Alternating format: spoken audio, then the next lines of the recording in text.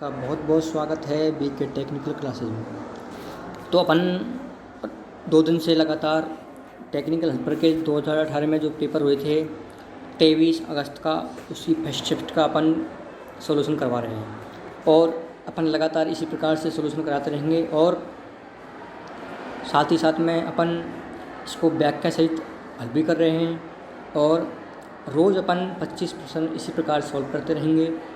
तो क्लास को जल्दी जल्दी दोस्तों तक शेयर कर दीजिए और अधिक से अधिक दोस्त क्लास को देख सकें। ठीक है, अपन आज से स्टार्ट करेंगे 51 नंबर से और 75 नंबर तक। ठीक है, अपन रोज़ इसी प्रकार से एक एक पेपर सॉल्व करते रहेंगे। ठीक है, तो चलते हैं अपन पहले 51 नंबर पे क्वेश्चन पे। तो यह क्वेश्चन है, उच्च चाल वाले अल्टरनेटरों अथवा टर्बो अल्टरनेटरों के लिए सामान्यतः किस प्रकार का रोटर प्रयोग किया जाता है। तो उच्च चाल अल्टरनेटर व टर्बो अल्टरनेटर हैं, उनका रोटर किस प्रकार का होता है। तो उनका रोटर होता है सिलेंड्रिकल प्रकार का, यानी कि बेलनाकार। क्या? बेलनाकार। इसको सिलेंड्रिकल को हिंदी में क्या बोलते हैं? बेलनाकार। तो इसका आंसर हो जाएगा सी। ये क्या है? अधिक गति वाले होते हैं। इनमें पोलों की संख्या 2 से 4 होती है, 2 या 4 होती है। व इनकी गति 3000 आरपीएम तक होती है। किसकी? सिलेंड्रिकल रोटर की। ठीक है, अगला क्वेश्चन देखेंगे अपन 52वें नंबर का है अपना क्वेश्चन। अल्टरनेटर का सिंक्रोनस रिएक्टेंस किसके बराबर होता है। अल्टरनेटर का सिंक्रोनस जो रिएक्टेंस है वो किसके बराबर होता है। तो इसका आंसर होगा आर्मेचर के रिसाव प्रतिरोध और आर्मेचर की प्रतिक्रिया प्रतिरोध का, यानी कि आर्मेचर में जो रिएक्शन होता है उसका प्रतिरोध व आर्मेचर का प्रतिरोध, इसके बराबर क्या होता है? सिंक्रोनस रिएक्टेंस होता है। तो इसका आंसर क्या हो जाएगा? सी। क्या हो जाएगा? सी। आगे चलते हैं अपन। अगला है 53 नंबर पर क्वेश्चन। कुंडली को घुमाते रहने के लिए मोटर में कहलाने वाली युक्ति द्वारा प्रत्येक आधे फेरे के पश्चात धारा उलट दी जाती है। तो वो है क्या? कॉम्यूटेटर। यानी कि कॉम्यूटेटर है वो क्या है? इसका आंसर होगा, यानी कि कॉम्यूटेटर क्या करता है? एसी को डीसी में और डीसी को एसी में चेंज करता है। ठीक है, तो ये मोटर में प्रयोग किए जाते हैं और जनरेटर में प्रयोग किए जाते हैं। अगला क्वेश्चन है, shaded pole single phase motor में घूमता चुंबकीय क्षेत्र द्वारा उत्पन्न किया जाता है। यानी कि शेडेड पोल जो मोटर है उसमें घूमने वाला चुंबकीय क्षेत्र किसके द्वारा उत्पन्न किया जाता है। तो वह है शेडेड रिंग। किसके द्वारा? Shaded ring. तो इसका आंसर क्या होगा? डी, शेडेड रिंग के द्वारा। ये शेडेड मोटर एक छोटी मोटर होती है जो अपने कूलरों में होती है, छोटी वाली मोटर पानी वाली वो, और वह छोटी फैन होती है ना, उनमें यूज़ कर जाती है। उनमें कैपेसिटर के स्थान पर क्या करते हैं? शेडेड रिंग का प्रयोग करते हैं। ठीक है, आगे चलते हैं अपन। अगला है, निम्न में से कौन सी मोटर एसी व डीसी दोनों प्रकार की विद्युत आपूर्ति पर चलती है। तो यानी कि कौन सी मोटर है जो एसी व डीसी दोनों पर चलती है। तो वो है यूनिवर्सल मोटर। कौन सी? Universal motor. यूनिवर्सल मोटर एक ऐसी मोटर है जो एसी व डीसी दोनों सप्लाई पर कार्य करती है। ठीक है, अगला है, निम्न में से किस एकल फेज मोटर में रोटर में कोई टीथ या वाइंडिंग नहीं होती। यानी कि कौन सा ऐसा रोटर है जिसमें कोई भी वाइंडिंग नहीं होती। तो वो है हिस्टेरेसिस मोटर का मोटर। कौन सी? जो हिस्टेरेसिस मोटर होती है वो सिंगल फेज मोटर होती है, इसका रोटर पर कोई भी वाइंडिंग नहीं होती। ठीक है, अगला क्वेश्चन है, इस कलर के प्रेरण मोटर की 1/7वें दर से चाल से चलने वाली प्रवृत्ति दर्शाने वाली घटना को क्या कहते हैं। यानी कि इस कलर के मोटर 3 फेज मोटर होती है, इसकी जो चाल है वो जो सुम की चाल है उससे 1/7 भाग पर चल रही है। तो इसको क्या कहेंगे? तो इसको कहेंगे क्या? क्राउलिंग। क्या? क्राउलिंग। ये एक दोष होता है। क्राउलिंग दोष क्या है? जो सुम की चाल है उसके 1/7 भाग से चल रही है, वो क्राउलिंग दोष है। ठीक है, अगला क्वेश्चन है, हिस्टेरेसिस मोटर का रोटर किससे बना होता है। तो हिस्टेरेसिस मोटर का रोटर है क्रोम स्टील का। किसका? क्रोम स्टील का। इसका आंसर हो जाएगा सी। अगला क्वेश्चन है, प्रेरण मोटर में क्राउलिंग मुख्यतः किसके द्वारा होती है, यानी कि प्रेरण मोटर होती है सिंगल फेज या 3 फेज। तो 3 फेज में जो क्राउलिंग दोष होता है तो वो किसके द्वारा होता है, तो वो होता है किसके द्वारा, मोटर में विकसित अनुकंप, यानी विकसित जो कंपन दोष होता है वो क्राउलिंग दोष का कारण होता है। अगला है एयर ब्लास्ट परिपथ वियोजक, यानी कि ABC, ठीक है। तो ये सर्किट ब्रेकर है, तो किस प्रकार की वायु उसमें प्रयोग होती है, एयर ब्लास्ट सर्किट ब्रेकर होता है, उसमें किस प्रकार की वायु प्रयोग होती है, तो वह है आर्द्र मुक्त वायु, यानी कि उसमें कोई भी नमी नहीं होती। अगर नमी होगी तो फिर उसमें खतरा हो जाएगा ना, इसलिए कोई भी नमी नहीं होती, आर्द्र मुक्त होती है, ठीक है। अगला क्वेश्चन है भारतीय मानक संस्था के अनुसार प्रत्येक शक्ति परिपथ में भार को कितने तक सीमित किया जाना चाहिए, यानी कि जो भारतीय मानक संस्थान के अनुसार है तो उसमें जो उपशक्ति परिपथ है उस पर कितना लोड होता है, तो वो उस पर होता है 3000 वाट। कितना, 3000 वाट या 2 पाउंड, 3000 वाट लोड होना चाहिए या 2 पाउंड होना चाहिए। जबकि उप परिपथ होता है एक उप परिपथ, उस पर 800 वाट या 10 पाउंड, कितने, 10 पाउंड। ये कौन सा परिपथ होता है, उप परिपथ। एक होता है उप परिपथ, एक होता है शक्ति उप परिपथ, ठीक है। तो शक्ति उप परिपथ 3000 वाट या 2 पाउंड होना चाहिए, क्योंकि उप परिपथ पे 800 वाट या 10 पाउंड होना चाहिए, ठीक है।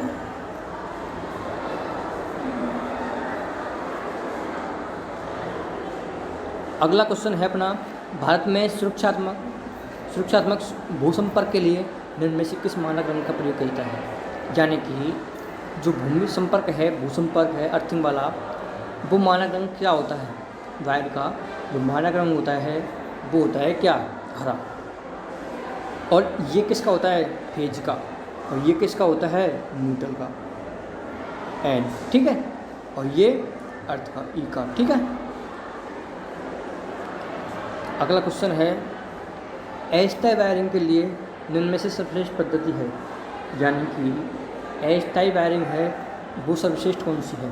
जो अस्थायी होती है, जो मैदान होते हैं, खेल मैदान हैं, मेले हैं, प्रदर्शनी हैं, शादी है, फंक्शन है, उनमें जो अस्थायी वायरिंग की जाती है वो कौन सी होती है, कुलिट वायरिंग। कौन सी, कुलिट वायरिंग, ठीक है।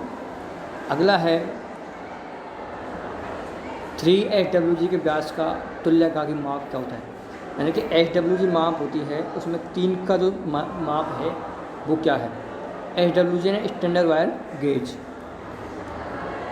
तो स्टैंडर्ड वायर गेज में जो 3 SWG होता है उसका मान होता है 6.4 mm। कितना, 6.4 mm SWG माप होता है। इसकी फुल फॉर्म है स्टैंडर्ड वायर गेज।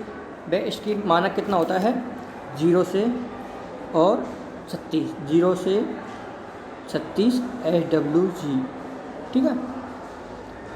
अगला क्वेश्चन है अपना, शुष्क सेल का अंकित वोल्टेज क्या है, यानी कि शुष्क सेल होता है, जो प्राथमिक सेल होते हैं उनका जो वोल्टेज होता है वो कितना होता है, उनका वोल्टेज है 1.5, कितना, 1.5 वोल्ट होता है। अगला है धारा और वोल्टेज फेज में होने पर शक्ति गुणन क्या होता है, यानी कि जो शक्ति गुणन, जो पावर फैक्टर है धारा व वोल्टेज फेज में होने पर क्या होता है, यूनिटी। क्या होता है, यूनिटी, यानी कि इस प्रकार से देखो, इस पर ही तो B है, इस पर ही I है, तो धारा वोल्टेज क्या है, एक दिशा में है, ठीक है। अगला है ACSR संवाहकों में स्टील तार का कार्य क्या है, यानी कि जो ACSR तार होते हैं ट्रांसमिशन लाइनों में, डिस्ट्रीब्यूशन लाइनों में, ओवरहेड लाइनों में प्रयोग किए जाते हैं। तो ACSR के फुल फॉर्म में एल्युमिनियम कंडक्टर स्टील रेनफोल्ड। तो तार होते हैं उनमें क्या है, जो स्टील का तार बीच में होता है उसका कार्य है यांत्रिक मजबूती, यानी कि मजबूती प्रदान करता है। तो इसका आंसर क्या हो जाएगा, बी। अगला है उप स्टेशनों के विद्युत स्विच यार्डों में बजरी या पत्थर का इस्तेमाल क्यों किया जाता है, यानी कि उप स्टेशन में विद्युत स्विच यार्ड होते हैं, बजरी या पत्थर का उपयोग क्यों किया जाता है। तो इसका आंसर होगा सभी, यानी कि तेल के रिसाव अलग अलग टाँगना, स्विच यार्ड के भीतर पौधे उगने से रोकना, यार्ड की कार्य व्यवस्था सुधारना, व लघु त्रुटियों के दौरान स्टेप और स्पर्श विभव घटाना, यानी कि इसका सही आंसर होगा। ठीक है, अगला क्वेश्चन चलते हैं। स्वच्छ क्षेत्रों में सब स्टेशनों के इंसुलेशन के लिए कितनी क्रिपेज दूरी का सुझाव दिया जाता है, यानी कि स्वच्छ क्षेत्रों में सब स्टेशनों के इंसुलेटर के लिए कितनी क्रिपेज दूरी का सुझाव दिया जाता है। तो इसमें आंसर होगा अपना 16 mm प्रति केवी, 16 mm प्रति केवी। अगला क्वेश्चन है, संचरण लाइन के अंतिम सिरे पर या संचरण लाइन के ठीक कोने पर नदी को पार करने हुए संचरण लाइन के निम्न से किस प्रकार का इंसुलेटर का इस्तेमाल किया जाता है, यानी कि जो ट्रांसमिशन लाइन होती है उसके अंतिम सिरे या ठीक कोई कोने है तो वहाँ पर जो इंसुलेशन प्रयोग किया जाता है उसका नाम क्या है। तो उसका नाम है स्ट्रेन इंसुलेटर। क्या? Strain insulator. जबकि जो पिन प्रकार का इंसुलेशन है वो सीधी लाइनों में प्रयोग किया जाता है, जबकि सस्पेंशन इंसुलेटर है वो बड़े हाई वोल्टेज में प्रयोग किया जाता है। ठीक है, अगला क्वेश्चन है, उप स्टेशनों में निम्न में से कौन सा घटक शक्ति गुणक जनन के लिए प्रतीकात्मक शक्ति प्रदान करता है, यानी कि उप स्टेशनों में कौन सा घटक है जो पावर फैक्टर सुधारने के लिए प्रयोग किया जाता है। तो वो है क्या? शंट संधारित्र। कौन सा?